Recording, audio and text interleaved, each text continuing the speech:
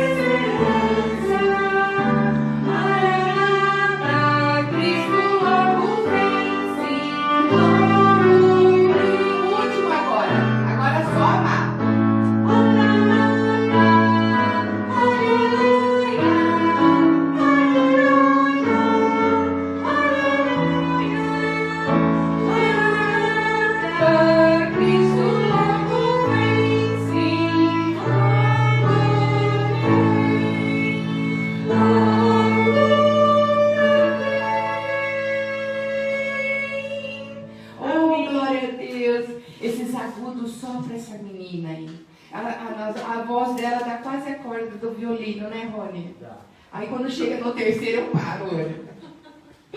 Glória a Deus, Mar, que Deus te abençoe. Então, para prepararmos nosso espírito, para recebermos a palavra, vamos louvar a Deus com o hino número 3, Um Só Rebanho. Todos conhecem, é um hino que é o hino que nós damos início como rebanho mesmo, de fato, rebanho do Senhor. Então lembra, pessoal, que esse hino no meio, o piano também louva o Senhor sozinho. Fica chique. Vamos lá. Thank you.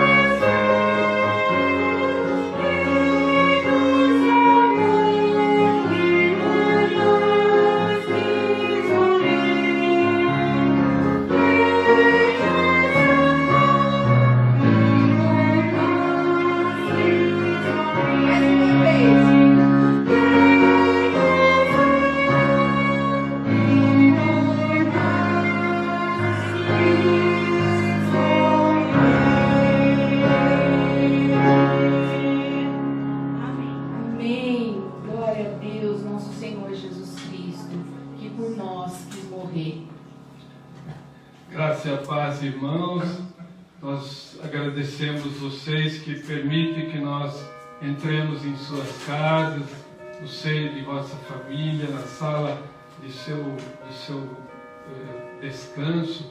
E nesse momento nós queremos trazer, convidá-los a, junto conosco, louvar esse Deus maravilhoso, louvar esse Deus, esse Senhor que nos deu vida, que tem preservado nossa vida, que nos mantém sadios, fortes, trabalhando, que nos mantém sempre com a fé viva nesse Senhor e Salvador Jesus Cristo. E nós queremos agora convidá-los para uma primeira leitura que a irmã Margarete irá fazer. Está no Evangelho segundo João registrou, no capítulo 12, os versículos de 32 a 36. Então, Evangelho segundo João registrou, capítulo 12, os versículos são de 32 a 36. Boa noite, irmãos. Graça e paz. Graça e paz. Graças a Deus que nós estamos mais uma vez reunidos para louvarmos, bendizermos e aprendermos mais da palavra de Deus. Amém, amém, meus irmãos. Vou começar a leitura então, repetindo o endereço. João 12, capítulo 12, versículos de 32 a 36, que diz assim: E eu, quando for levantado da terra, atrairei todos a mim mesmo. Isso dizia, significando de que gênero de morte estava para morrer. Replicou-lhe, pois, a multidão: Nós temos ouvido da lei que o Cristo permanece para sempre. E como dizes tu ser necessário que o Filho do Homem seja levantado? Quem é esse Filho do Homem? Respondeu-lhes Jesus: Ainda por um pouco a luz está convosco. Andai enquanto tendes a luz, para que as trevas não vos apanhem. E quem anda nas trevas não sabe para onde vai. Enquanto tendes a luz, crede na luz, para que vos torneis filhos da luz. Jesus disse estas coisas e, retirando-se, ocultou-se deles. Amém? Amém. Amém. Amém. Aqui nós temos uma grave advertência que Jesus faz àqueles que adiam a sua entrega, o seu coração entregue ao Senhor Jesus, ao único que pode nos dar de fato a salvação. Aqui Jesus adverte gravemente aqueles que estão deixando para amanhã, porque nós não sabemos o dia de amanhã, nós só sabemos o dia de hoje. Hoje eu estou aqui, mas amanhã eu não sei. E não adie a sua entrega. Assim como ele diz, ainda por um pouco a luz está convosco. Andai enquanto tendes a luz, para que as trevas não vos apanhem. Nós vivemos em trevas quando nós estamos sem Jesus, porque Jesus é a luz do mundo. Jesus é o único caminho, Jesus é a única verdade e Jesus é a única fonte da vida. Por isso nós precisamos entregar nosso coração a Jesus. E hoje é o dia da salvação, não amanhã. Pense nisso. Vamos louvar esse Deus então, nesse momento. Nós vamos louvar esse Deus maravilhoso com o hino 27, Louvor e Glória. A primeira frase diz assim: Louvamos, ó Deus, pelo dom de Jesus. Eu não sei, eu estou tão feliz com a nossa igreja, porque é uma igreja que a gente, assim, aquece o nosso coração. Eu sei que cada um que está ouvindo, que está vendo, que está aí com a gente. Tem tanta gente que manda coisa para a gente, e no fim nós aprendemos que a igreja é aquela palavra de Deus mesmo. A igreja somos nós, não é aquele templo com parede. Ela vai para todo lugar, a palavra, né? E a igreja se estende pelo mundo todo. Tem gente da Tailândia nos vendo, tem gente do Paquistão, o Guilherme nos mostrou outro dia, tem gente do Canadá nos assistindo, nos acompanhando de Portugal, nos acompanhando da França, dos Estados Unidos. E nós queremos que esses irmãos se sintam amados, mesmo aí longe de nós. Louvor e Glória, 27.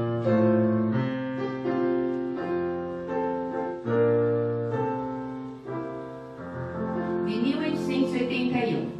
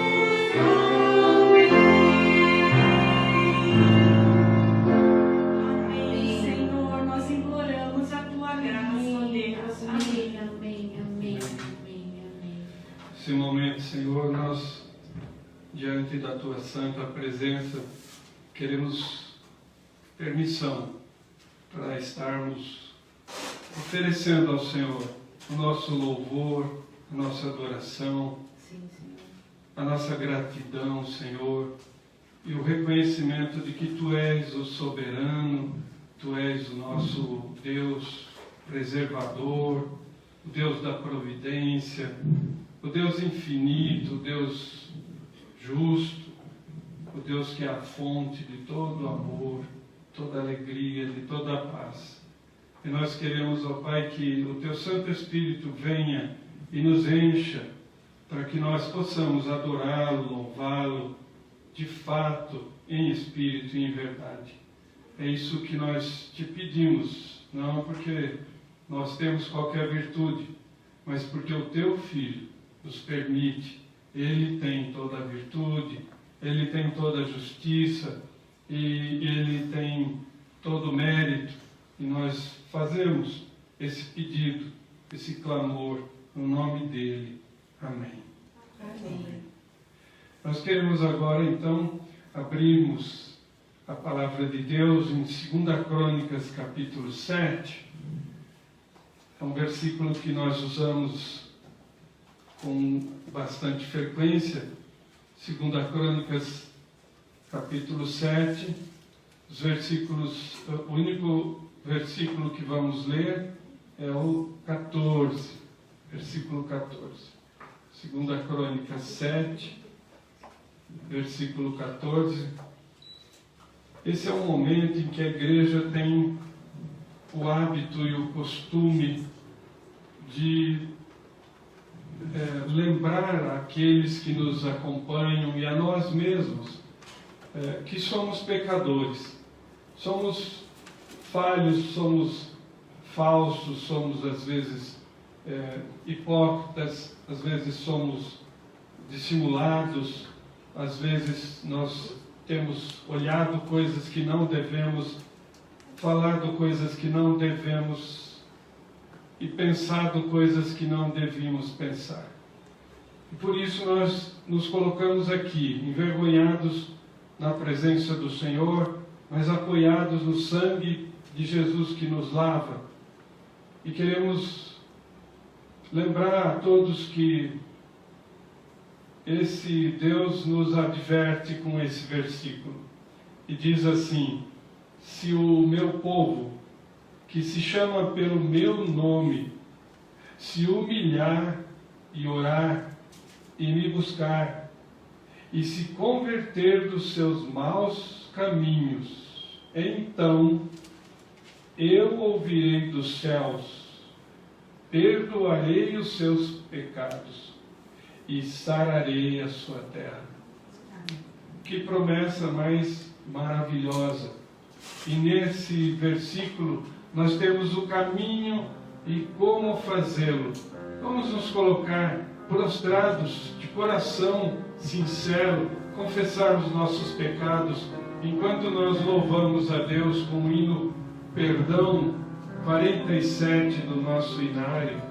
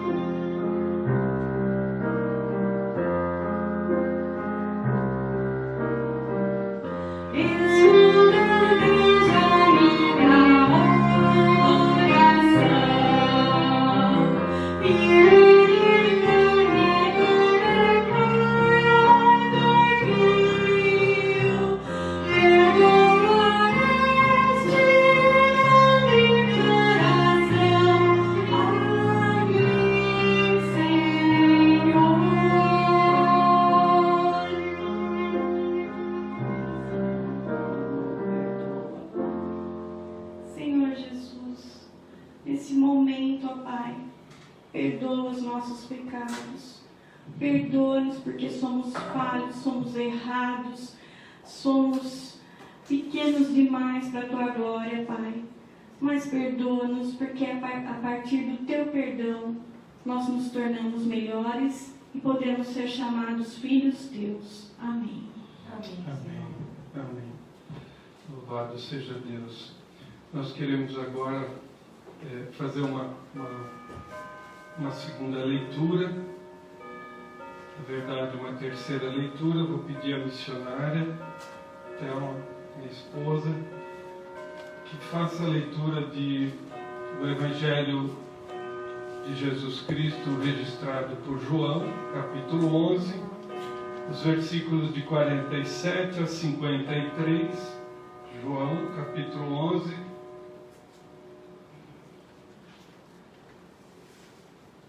João 11, de 47 a 53, meus irmãos. Tem até uma letrinha, quem tem essa aqui, ó, como que é? A Bíblia corrigida, não, deixa eu ver como que é. Revista e atualizada, RA, tá? Está escrito assim: o plano para tirar a vida de Jesus. Versículo 47. Então, os principais sacerdotes e os fariseus convocaram o sinédrio e disseram: que estamos fazendo uma vez que este homem opera muitos sinais? Se o deixarmos assim, todos crerão nele. Depois virão os romanos e tomarão não só o nosso lugar, mas a própria nação.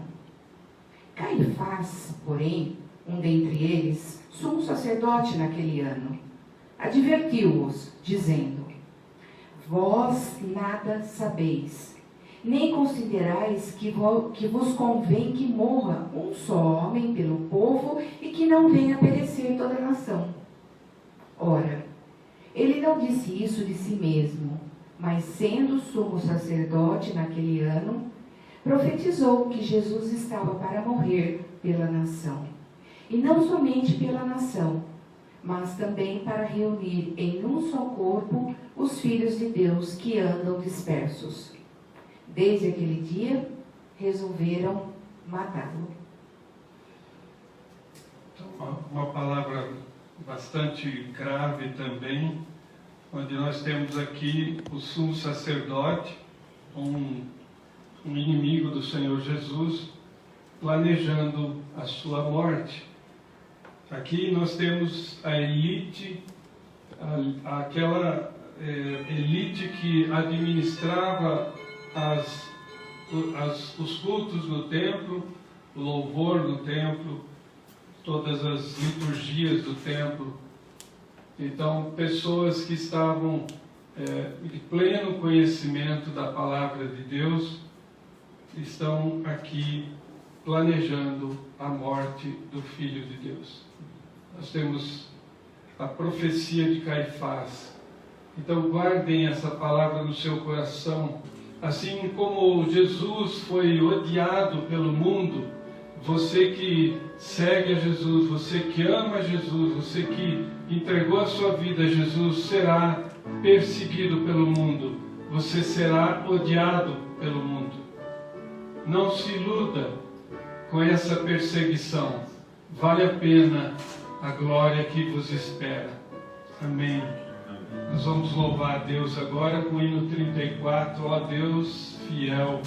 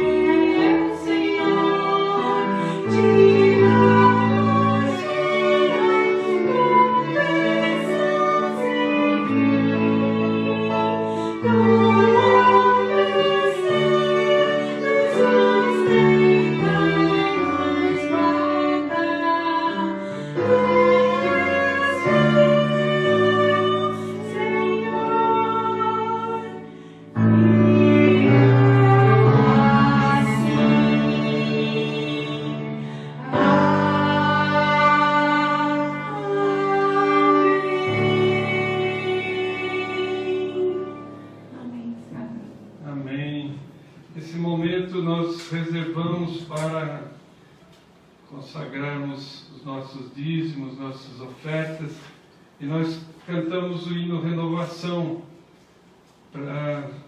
pedindo a Deus, clamando a Deus que Ele fortaleça a nossa igreja, a igreja de Jaú, a igreja do estado de São Paulo, a igreja brasileira, a igreja mundial. Renovação, fortalece a tua igreja, aqueles que se prepararam, que possam consagrar seus dízimos e ofertas nesse momento.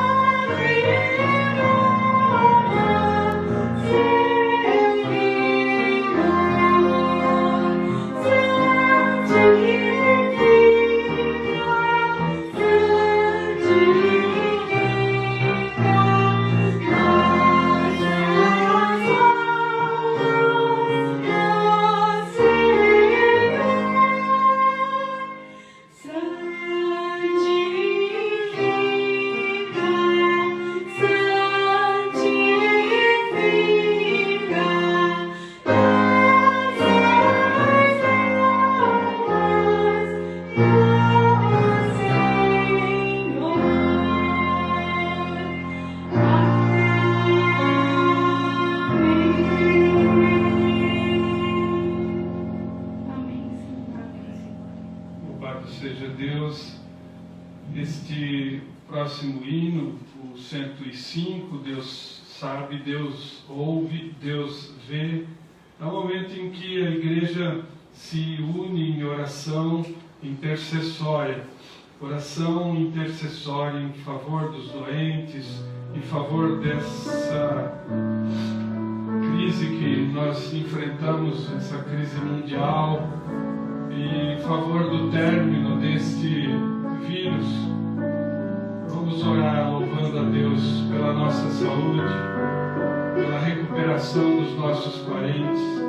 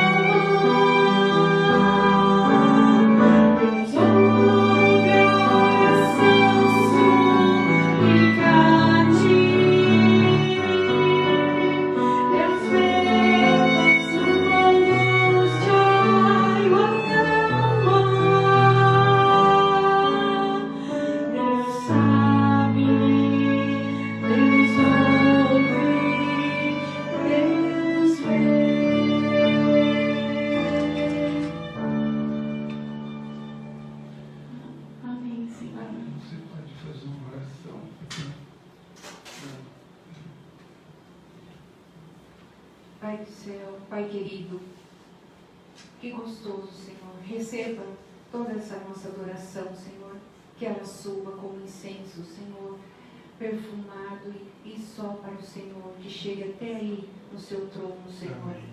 E com a intercessão de nosso Senhor Jesus Cristo, que nós sabemos que nós só podemos viver a Jesus quem o Pai o trouxer. E quando nós estamos com Jesus, de modo nenhum Ele nos deixa sair das mãos dele. Glória a Deus. Então é com essa promessa, Senhor, que nós pedimos e já colocamos, Senhor, no teu altar. Tudo, Senhor, toda essa nossa adoração, toda a nossa vida, Senhor, entregamos a Ti, Senhor. Obrigada, Senhor, por tudo que nos dá. É assim que a Doniara fala. Obrigada, Senhor. Obrigada pelas coisas boas que nós temos recebido, pelas dificuldades também que tem nos feito crescer, Senhor, e ficado mais pertinho ainda do Senhor, porque a gente vê quanto a gente necessita do Senhor. Nesse momento, Senhor, eu quero que o Senhor abençoe o pastor José Benedito, que o Espírito Santo inunde ele e que ele nos traga uma palavra de consolo, que transforme a nossa vida, que transforme o nosso coração. Nós agradecemos demais, Senhor, a amizade que nós temos com o Manuel, com a Aparecida, com o Guilherme, com a Vitória, com a Margarete, com o Amigo, com o Rony, que estão sempre junto conosco e sempre estão adorando o Senhor, louvando o Senhor e de certa forma, Senhor, como irmãos, nos protegendo, nos consolando nas tristezas, nas alegrias. E essa oração, Senhor, eu levo para todos que estão aí sentadinho no sofá, ou deitadinho na cama, ou sentadinho numa cadeira, que eles recebam também esse calor gostoso de irmão, esse consolo que nós temos recebido de nossos irmãos, que vocês sintam também esse consolo. Mesmo a gente não nos vendo, eu peço, Senhor, que o Senhor esteja com cada um deles lá, protegendo e abençoando, e que a palavra do pastor venha realmente como um bálsamo na vida deles. É isso que eu oro em nome de Jesus. Amém. Amém, Senhor. Glórias a Ti, Senhor. Toda honra, todo louvor, toda adoração sejam dedicadas ao Senhor. Então agora eu quero pedir aos irmãos, com esse coração quebrantado, amolecido, pelo louvor, pelos hinos, nós vamos aqui nos dirigirmos.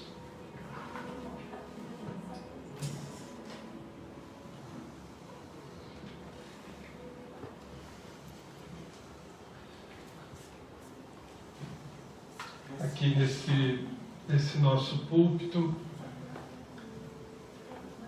nós hoje trouxemos aqui, como a missionária nos lembrou na semana passada, ela nos lembrou sobre o livro 100 Palavras, e durante um curso da PEC nós adquirimos a Bíblia de recursos para o ministério com crianças. Essa Bíblia é uma Bíblia toda elaborada com mensagens próprias e adequadas para as crianças. E nessa Bíblia interessante, ela logo começa com o livro 100 Palavras. Eu quero recordar aos irmãos que a mensagem da salvação, ela pode ser dada através das cores.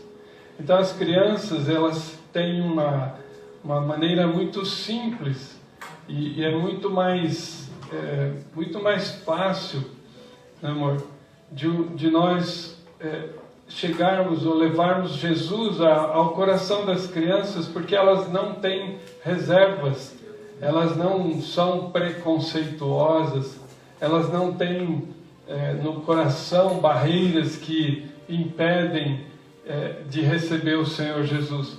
Já nós adultos, quando nós frequentamos uma igreja, nós temos a barreira de ouvir a palavra, a mensagem dada por um outro pastor de outra igreja. Nós temos barreiras que nos impedem de abrir o coração para um evangelho vivo e verdadeiro, trazido por tantos pastores, pregadores, cooperadores, que não têm vínculo com o mundo, mas têm vínculo com o Senhor Jesus. Então, nesse momento, eu queria lembrar aos irmãos da página de cor dourada. Aqui não é tão brilhante, mas é uma página dourada. A representação da cor dourada é a representação da divindade, da preciosidade que é a palavra de Deus, que é nós nos entregarmos a Deus, e representa também o céu. Para a criança, você sempre aborda ela de uma maneira muito simples e direta. Então, você chega e diz para ela: que cor é essa? Ela responde: é dourado. E você pergunta: dourado lembra o quê? Ela vai dizer: lembra ouro, lembra um metal precioso. Você aprende na escola que é o metal mais precioso, é aquele que vale mais. Então, aí a gente fala assim: e você acha que no mundo o metal mais precioso é o ouro, e na vida espiritual você tem alguma preciosidade, tem alguma coisa que vale mais? Aí eles falam: é Deus, ou é o céu, né? Então, aí você pergunta a ela: você gostaria de morar numa cidade feita de ouro? Você gostaria de habitar no céu, na presença de Deus, na plenitude da alegria, na plenitude da paz, na saúde perfeita, onde não se fica velho, onde não se fica doente, onde não se cansa, onde você não passa fome, não passa frio, onde você não tem medo dos homens, onde você não tem receio dos animais, das assombrações que atormentam os seus sonhos, os seus pesadelos. Você gostaria de morar num lugar assim? Eu gostaria. Só que tem um problema. Qual é o problema? Aí a criança fica pensando: qual é o problema? O problema é que nós nascemos com um pecado, o pecado original. As nossas palavras, as nossas mentes, os nossos pensamentos, as nossas ações, nossas vontades, elas ofendem a Deus. Quando nós não somos de Deus, tudo que nós fazemos, falamos, pensamos ou fazemos, ofendem a Deus. Então, nós temos um problema, e esse problema é representado pela cor negra, a página escura, negra, a página que representa as trevas, a vida sem luz, a vida sem a luz da verdade, a vida sem a luz que é Jesus, a vida espiritual morta. Por isso que em Efésios 1 diz que Efésios 2, que nós vivemos em nossos delitos, mortos em nossos delitos e pecados, e Ele nos concedeu vida. Cristo Jesus nos concedeu vida. Então, como nós podemos ir para o céu e habitar na cidade de ouro, na cidade dourada, se nós temos o coração assim, preto, manchado pelo pecado, maculado pela maldade, pela malícia, pela inveja, pela mentira, pelo engano, pelo orgulho? Nós temos isso no nosso coração. E aí a criança fala: mas como eu vou resolver o problema do pecado? Eu falo: não é sendo bonzinho, porque o inferno ele vai estar superlotado de gente boazinha. Ser chamado de bonzinho é o mesmo que ser chamado de fariseu, sepulcro caiado. É aquele que tem o lado de fora branco e o lado de dentro carne podre, carne velha. Então o pecado, ele é tão profundo, arraigado, que muitas pessoas se escondem numa casca de bondade, numa pele de pureza, mas são sepulcros caiados, são pretos por dentro, são mortos espirituais que vivem fazendo mal e nunca se arrependem. Podem passar a vida toda fazendo coisas aparentemente boas, mas não serve, não compra a salvação. Então como fazer? Eles perguntam, como fazer? Então, aí você tem a página de cor vermelha. E vermelho lembra o que? Você pergunta para a criança. Lembra o que? A cor vermelha te faz lembrar do que? Faz lembrar de sangue. Alguns dizem, faz lembrar do Chapolin Colorado, brincando, porque assistiam, né? Mas, e na parte espiritual, lembra o quê? Lembra que Jesus morreu na cruz por nós. Lembra que Jesus deu a vida dele em nosso lugar. Ele se fez pecado e morreu por mim e por você. Por isso a cor vermelha representa o sangue de Jesus. E o sangue de Jesus, ele pode transformar o teu coração negro, preto, pecador, em trevas, morto em delitos e pecados, lavado e remido pelo sangue do Senhor Jesus, ele se torna um coração alvo como a neve, branco como a lã. Esse sangue de Jesus, que morreu por nós na cruz, ele faz o teu coração de preto transformar-se num coração alvo como a neve, branco.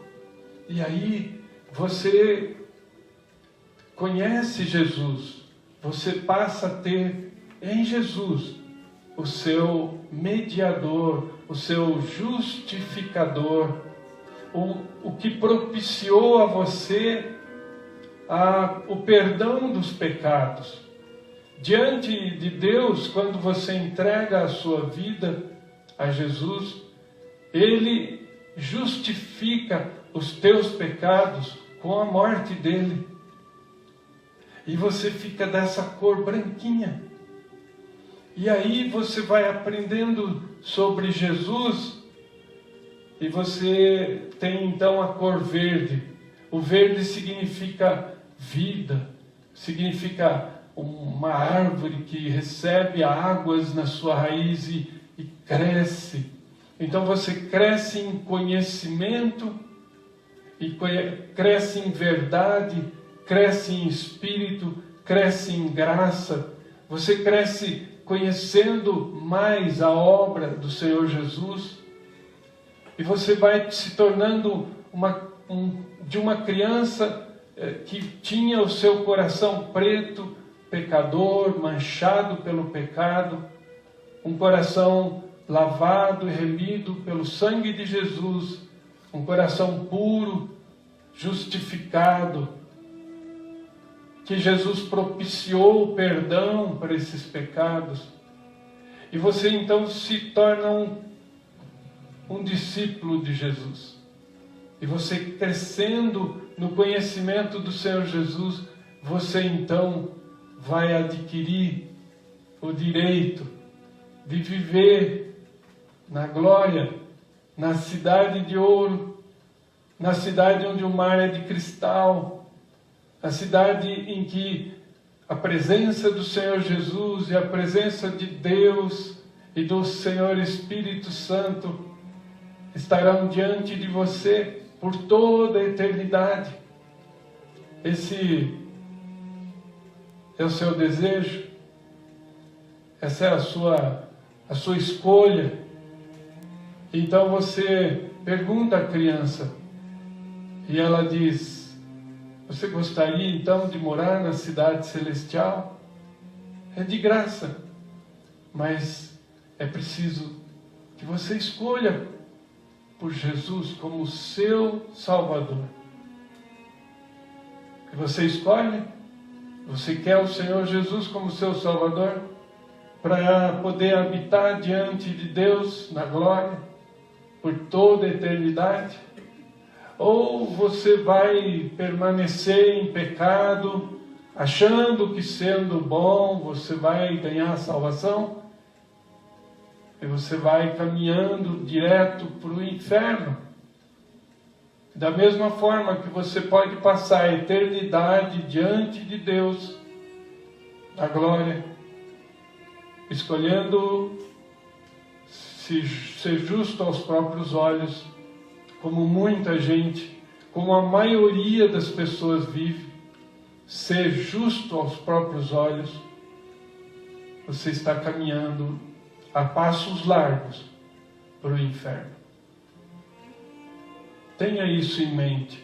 É uma mensagem simples, mas a nossa igreja aprendeu com essa Associação Pró-Evangelização de Crianças, a APEC. A APEC foi fundada há 100 anos. E o livro Sem Palavras foi uma ideia do grande pregador chamado Charles Haddon Spurgeon, um batista da Inglaterra, do século XIX. Então, que fiquem no seu coração essa mensagem. Eu gostaria de pedir agora que os irmãos abram o livro de Esther, no capítulo 5. Eu vou pedir à missionária, até uma minha esposa, que faça a leitura junto comigo. Nós vamos fazer a leitura de forma alternada. Vamos fazer eu faço a leitura dos versículos ímpares e ela... Eu estou sem o óculos, mas eu sei fazer. Quer fazer? É. Tá bom. Pode ficar aqui, amor. Deixa você sossegar. Fica aqui comigo. Assim ela fica mais perto de mim.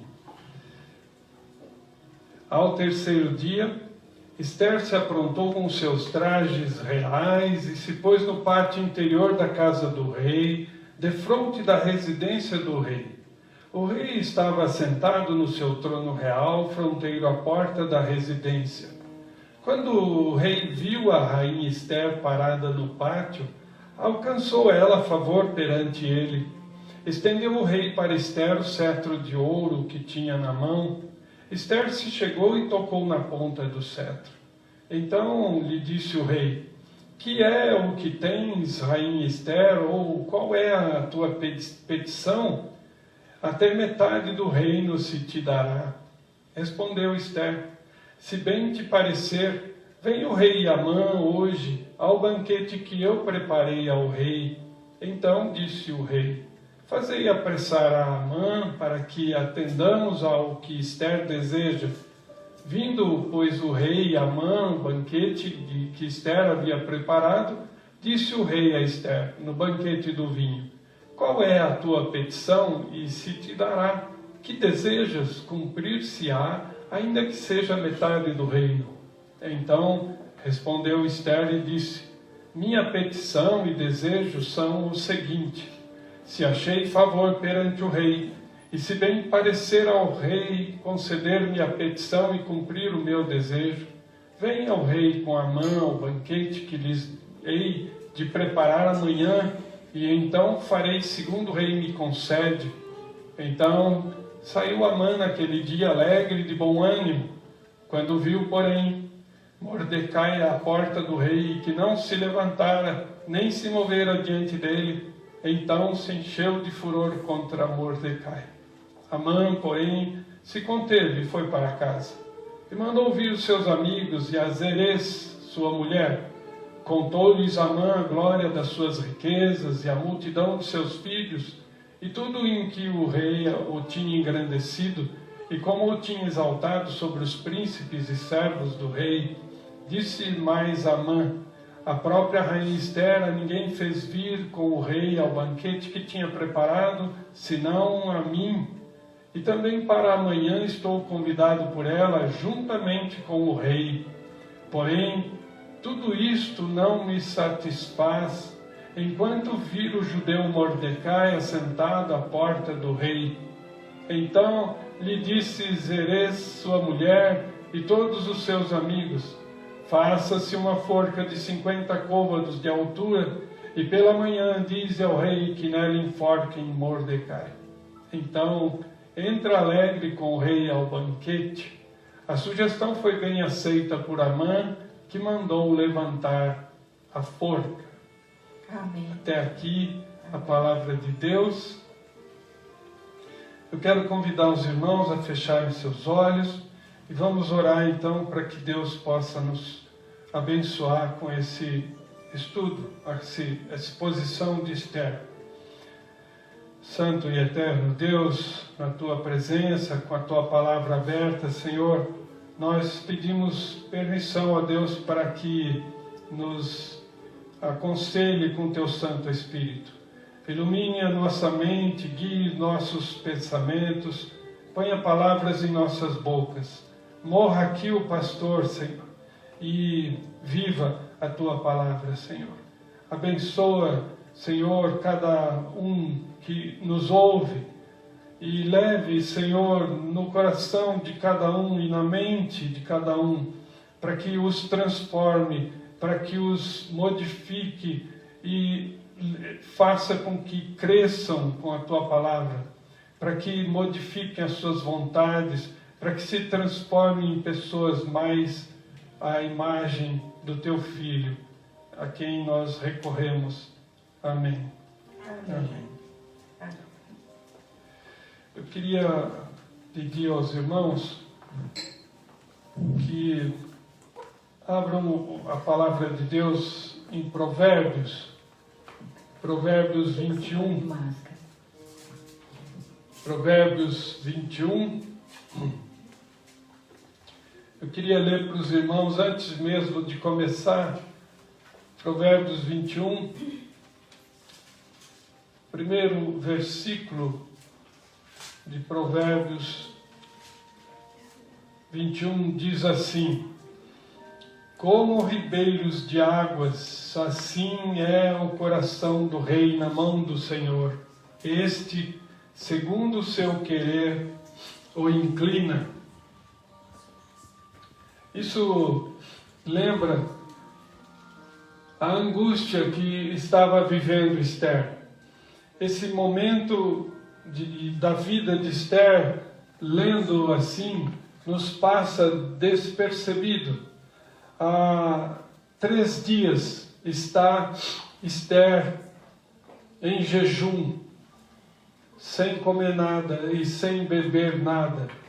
Esther está absolutamente em jejum. E ela coloca então suas vestes reais, coloca-se nas mãos do Senhor, e sem mesmo saber se o rei iria aceitar o seu favor, o seu pedido, a sua presença diante dele, ela então se coloca corajosamente, confiadamente nas mãos do Senhor. Que lindo que me parece, porque esse versículo diz que nas mãos do Senhor o coração do rei é como ribeiros de águas. O rei Assuero, o rei Xerxes I, era um rei iracundo, orgulhoso, arrogante, prepotente. Ele gastou boa parte da sua fortuna só para se vingar da derrota que seu pai havia sofrido diante dos gregos. E ele também é derrotado. Então, nesse momento, nós vemos que Assuero, ele mandava decapitar pessoas só pelo fato de elas por trazerem algum receio, algum medo. E Esther, mesmo sendo a rainha, não tinha por lei o direito de estar na presença do rei. Só poderia estar na presença do rei aquele que fosse convidado, aquele que tivesse agendado com antecedência. Mas Esther, corajosamente, coloca-se nas mãos de Deus. Como nós vimos, todo o povo judeu se reuniu em oração e em jejum, juntamente com Esther e suas servas. E ela então coloca suas vestes. E eu fico imaginando o que Deus pôs nos olhos desse rei. E eu fico pensando, quando eu era jovem, e eu vi a minha esposa pela primeira vez, eu lembro até das roupas que ela usava. Eu sei exatamente como o comprimento do cabelo que ela tinha. E conversando com o presbítero Manuel hoje, ele me contou até também como conheceu a sua esposa. Ele lembra também, apesar de vê-la mais de passagem, qual era a roupa que ela tinha. É como se ficasse uma foto em nossas mentes, e nós nunca esquecemos. E eu vejo que Deus pôs no coração desse rei os olhos apaixonados por aquela mulher, por aquela rainha. Ele, como ribeiros de águas, fez o coração do rei conceder favor para aquela mulher. Porque diante de toda a sua corte e de tantos soldados que haviam ao seu redor, protegendo o rei, a vida do rei, ele poderia tê-la simplesmente rechaçado, mas ele não fez. Ele vê aquela mulher com olhos e se apaixona de novo por ela. Deus providencia na mente e nos olhos desse homem e muda as suas vontades. Deus usa todos os seus sentimentos e provoca nele paixão pela rainha. E ele concede favor, apesar de toda a corte achar que ele está desafiando a lei. Então nós vemos como Deus dirige a nossa vida, como Deus faz a sua vontade ser realizada, como os propósitos divinos e eternos de Deus acontecem através da sua providência. Ele age nas emoções das pessoas. Ele não dirige as pessoas como se fossem robôs, mas ele faz com que um rei, o homem mais poderoso de toda a terra, olhe para aquela rainha e veja a beleza dela e concede o favor. E ela então entra, toca no cetro, e ele sabe que a rainha não está ali por qualquer razão. Ele diz no versículo: o que é que tens, rainha? O que te preocupa para vir à presença do rei sem ter marcado? O que te aflige o coração para que você se arrisque dessa forma? Como você deve estar angustiada com alguma coisa grave em seu coração para se arriscar a tal proeza? O que tem você? E os reis faziam esse tipo de colocação, como Herodes diz para a filha de Herodias, Salomé, que dançou diante dele. Ele diz: até metade do meu reino te dou pela beleza da sua dança. Era uma força de expressão, era uma forma de o rei dizer: peça o que quiser e te darei, até metade do meu reino eu vou te dar. Isso é uma hipérbole, é uma maneira de o rei se colocar a tal disposição diante de toda a sua corte. Ele diz para ela: peça o que quiser.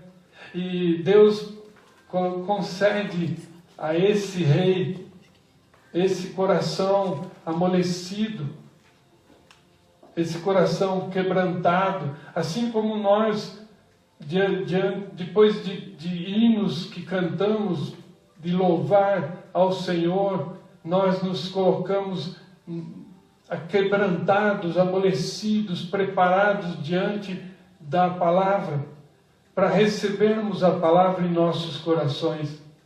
Porque as pessoas, elas têm mecanismos de bloquear a palavra.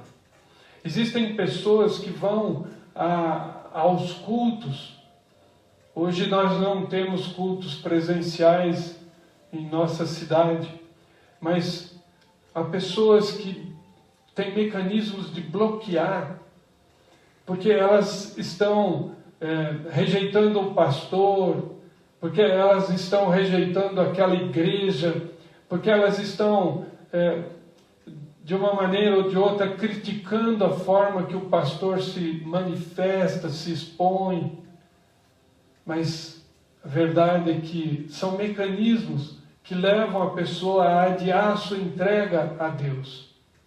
São mecanismos que os seres humanos, eles são terríveis, eles são depravados, eles vestem cascas de coisa boa, mas são cheios de barreiras, cheios de preconceitos, cheios de desvios de caráter.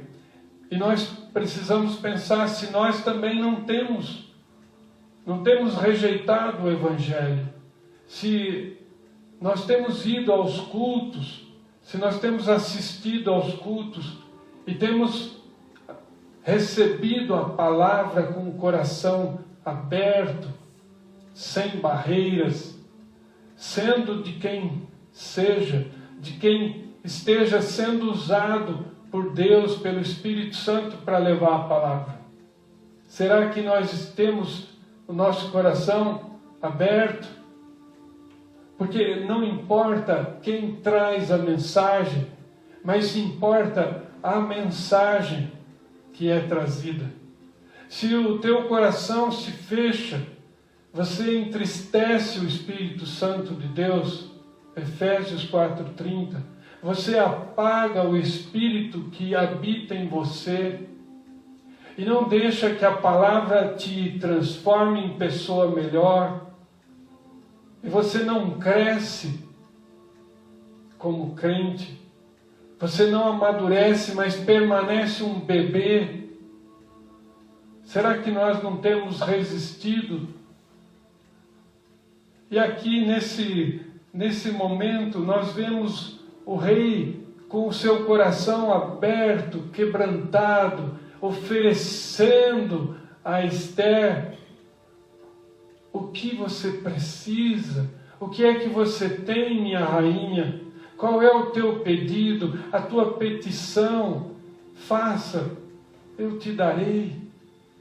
O Senhor providenciando, agindo nos sentimentos de um rei, dirigindo os sentimentos do rei, não mudando o que o rei é, mas dirigindo os seus sentimentos para dar favor à rainha, que tinha em seu coração o papel de salvar o seu povo, e ela não sabia como fazer, porque Deus não disse nada para ela. Ela apenas jejuou e orou junto com o seu povo 3 dias. Ela não tinha um roteiro, chega para o rei e fale isso. Ela não sabia o que fazer. Mas veja que ela não pede nesse momento nada para o rei. Ela não diz que ela veio ali para denunciar o Amã e o seu decreto maligno. Ela não veio ali para dizer que ela era judia e tinha escondido isso do rei. Ela não veio ali diante da corte e de tantas pessoas para ofender o rei. E ela se cala, ela não pede nada ao rei, senão oferece ao rei. Oferece um banquete ao rei. Ela sabia que o rei gostava de banquetes. Ela sabia que tipo de comida o rei gostava. E ela diz, venha o rei e Amã para o banquete que eu preparei para o rei. Ela convida os dois. Ela convida primeiro o rei e depois Amã. Mas diz que o banquete foi feito para o rei. Veja como o escritor é cuidadoso. Ela não providenciou o banquete para Amã. Ela providenciou o banquete para o rei. Para aquele que precisava, de quem ela precisava obter favor. A salvação do seu povo. Amã era preciso que estivesse junto. Eu não sei quais eram os propósitos dela, mas ela precisava exaltar o segundo homem mais poderoso do reino da Pérsia, e no momento foi o que ela fez. Ela convidou o rei e Amã. E o rei disse, apressa-se, busquem a Amã, porque nós vamos no banquete que a rainha preparou para nós. E eles vão ao banquete. E no banquete o rei, novamente, já com alguma alegria no seu coração, por causa do vinho, diz no banquete do vinho, o rei então pergunta para ela, o que precisa, o que você quer pedir, qual é a tua petição, rainha? Qual é a sua preocupação? O que te fez vir à minha presença? O que te trouxe de tão grave para me pedir? E o rei deixa novamente em público a sua, e darei até metade do reino, peça que eu te dou. Então já é a segunda vez que o rei promete. E Esther novamente não diz o que ela veio fazer. Apesar de saber que o rei está curioso, apesar de o rei ter perguntado 2 vezes, apesar do rei ser um rei iracundo, ela ainda assim resiste e não diz. Porque ela ainda não sabe o que fazer. Ela ainda está caminhando nessa negociação que envolve todo o seu povo, envolve o extermínio, o genocídio do seu povo, o antissemitismo. Naquele momento já existia, isso 2500 anos atrás.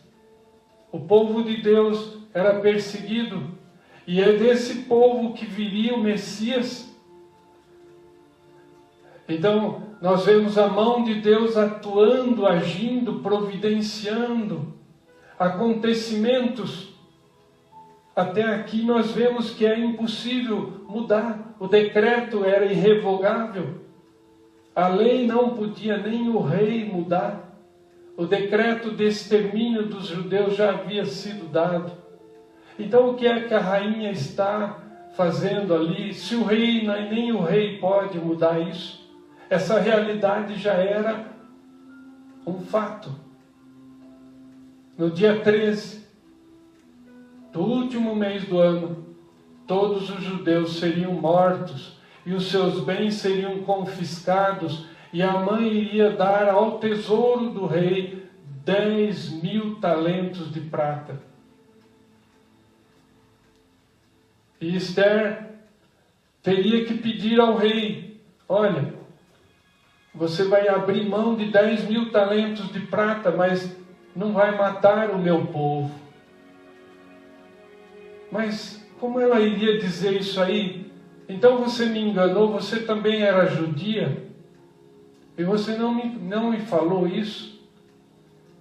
Então Esther se recolhe, Esther fica na expectativa de que Deus faça alguma coisa, que Deus intervenha de algum modo sobrenatural. E ela então diz ao rei: venha o rei e Amã amanhã, pois prepararei mais um banquete para o rei. Conceda esse favor para mim, e então eu direi o que eu quero. E o rei diz: tudo bem, Esther, então nós assim faremos.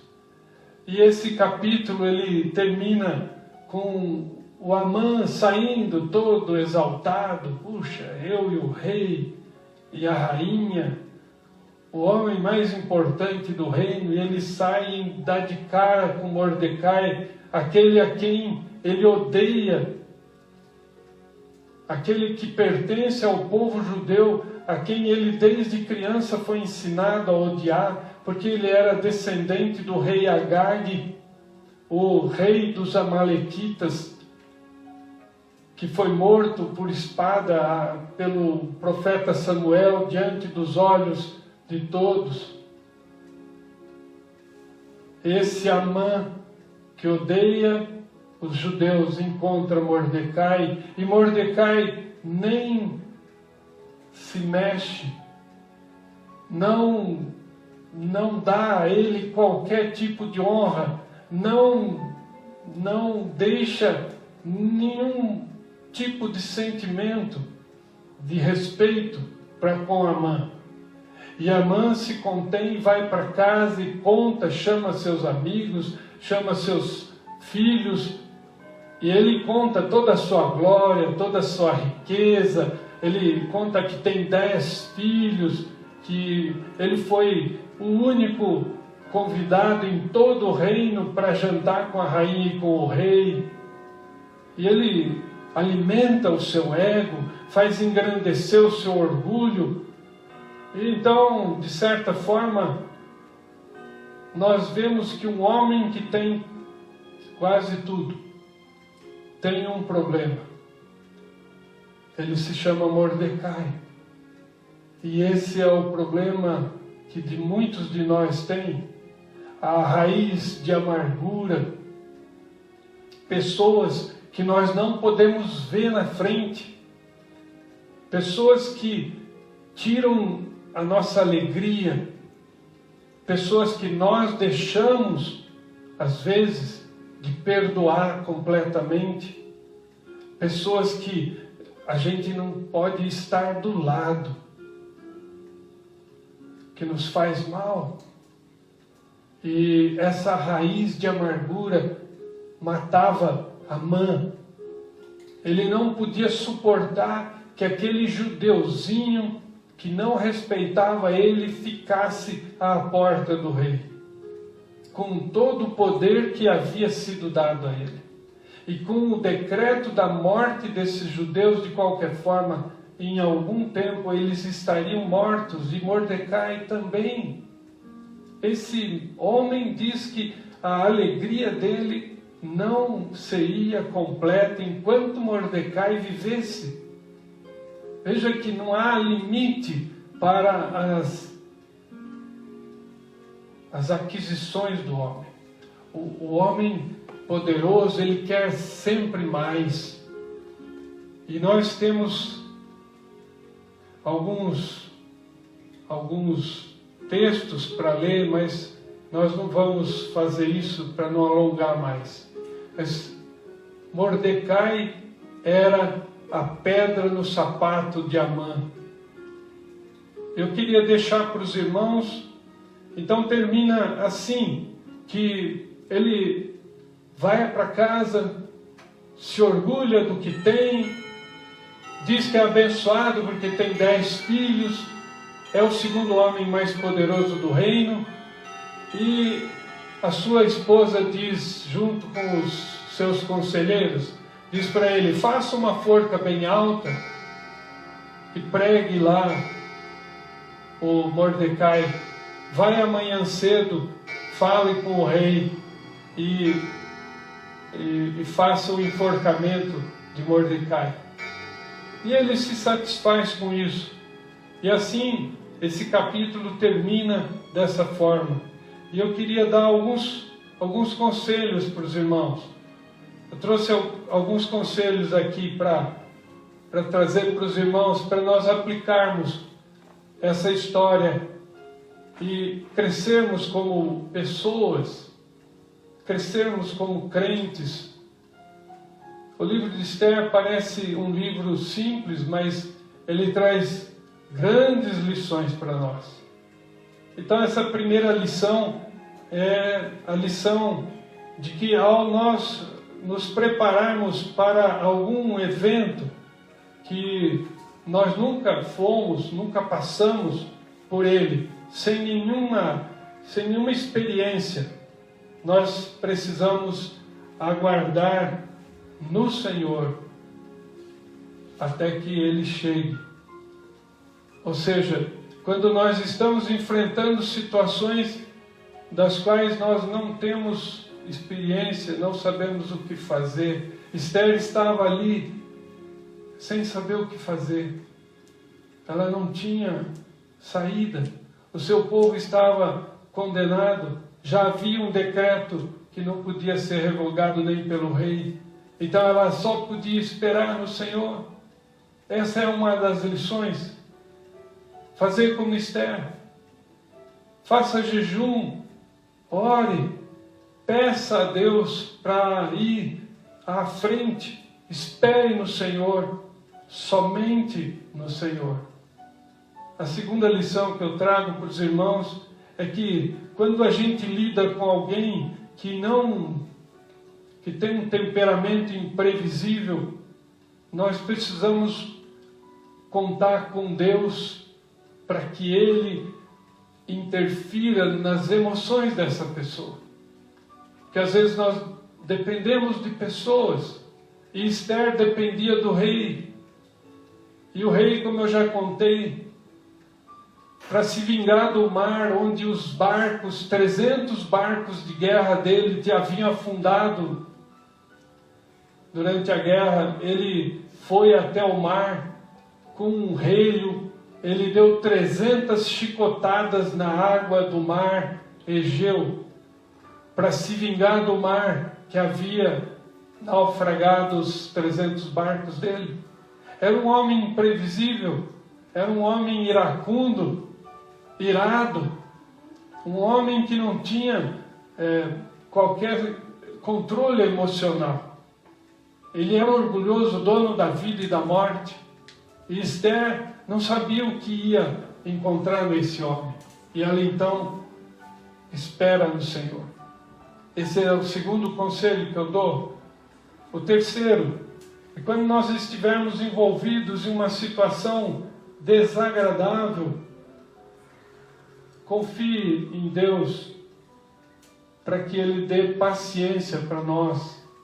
Peça ao Espírito Santo que você domine sobre si mesmo. Peça ao Espírito Santo que você reine sobre os seus sentimentos. Não deixe que os seus sentimentos façam o que o teu coração manda, porque o nosso coração é enganoso. O nosso coração, ele se engana.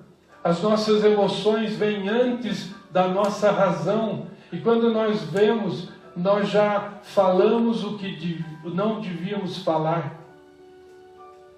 Já pensamos o que não deveríamos ter pensado.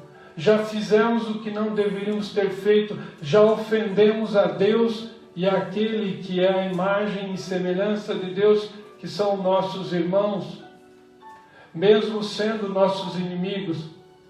O Senhor Jesus disse para nós amarmos os amigos e odiarmos os inimigos. Ele disse: não é assim que funciona.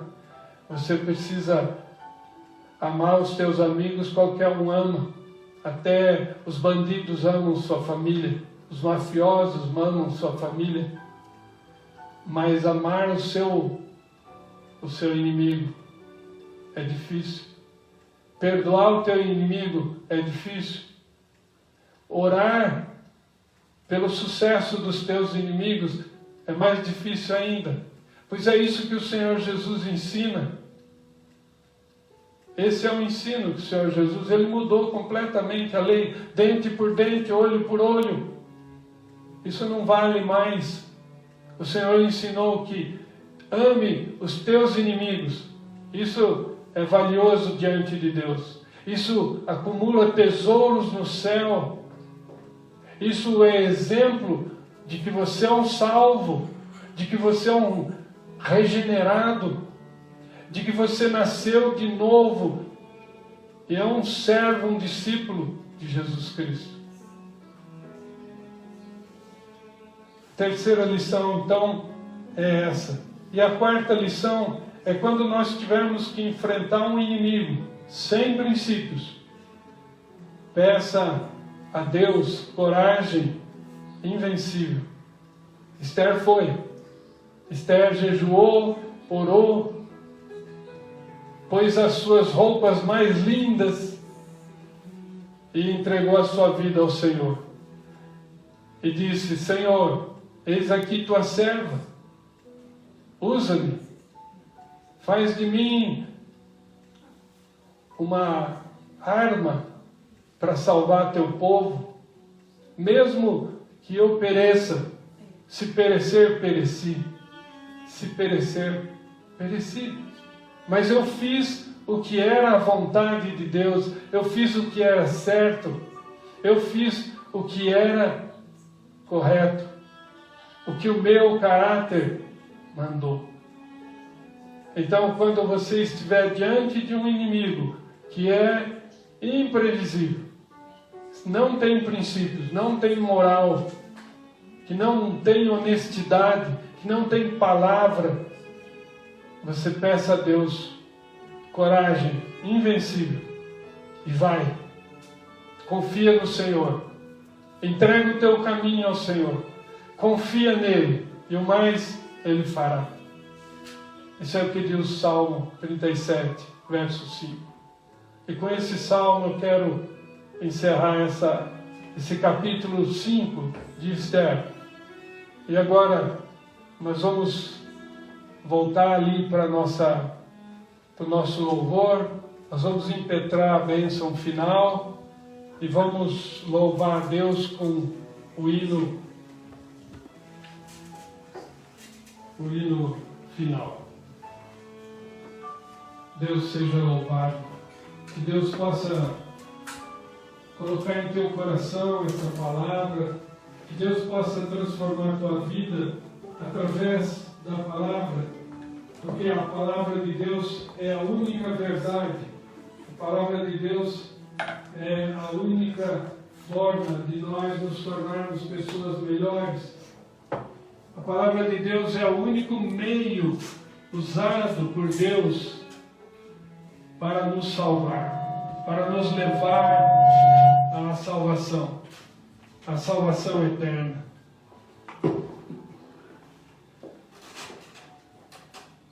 Então agora, irmãos, vamos ficar em pé. Você aí em sua casa, coloque-se em pé, receba essa bênção ou permaneça como está, para nós darmos término a este culto de adoração a Deus. Que a graça maravilhosa do Senhor Jesus, que o amor de Deus, o nosso Criador, o nosso sustentador, o nosso Criador, que a comunhão, as consolações, a companhia, o convencimento do pecado, a alegria do Santo Espírito sejam com cada um de nós e que Ele possa nos encher e que Ele possa nos fazer companhia e que Ele possa nos dar conselhos e que Ele faça todos nós companhia e com todo o povo de Deus espalhado pela face da terra, hoje e sempre. Amém.